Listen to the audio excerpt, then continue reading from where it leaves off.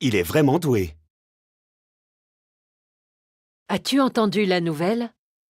Paul van der Tramp est mort hier à l'âge de 99 ans. Van der Tramp? Le scientifique? Tu es sûr? Tout à fait. Je l'ai lu tout à l'heure sur lesinfos.fr. Voici l'article. Le docteur Paul van der Tramp est né en Allemagne le 1er mars 1925 d'un père allemand et une mère française. Toute la famille, 3 filles et un garçon ainsi que les 2 parents, est partie en 1936. Ils sont passés par l'Amérique du Sud et sont arrivés 8 mois plus tard au Canada. Et ensuite? Brillant élève, Paul a étudié le droit dans un premier temps.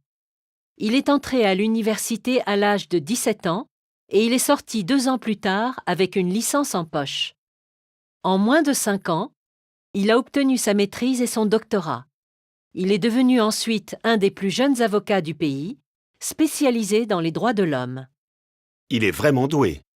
Il est tombé amoureux d'une Française, une jeune scientifique rencontrée à Paris en 1956, et ils se sont mariés à Noël. Ils sont revenus en France, et Paul a changé complètement de carrière.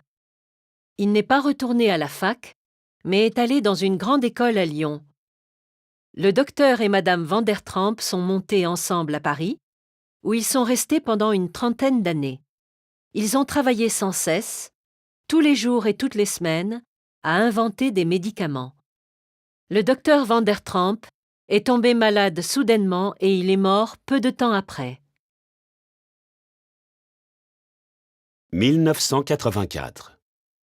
1984. 827. 1832. 1832. 2019. 1100. 1100. 1999. 1999. 1555. 1555. 1066. 1600. 1600. 2000. Je pense que tous les étudiants ont le droit de prendre des vacances à Noël. Tout à fait.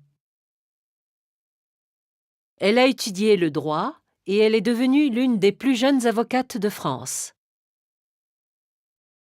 Nous sommes tombés amoureux et nous sommes restés ensemble pendant une vingtaine d'années.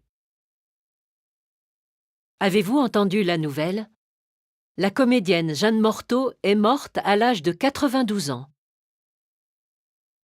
Elle a obtenu sa maîtrise en moins de 3 ans. Elle est vraiment douée.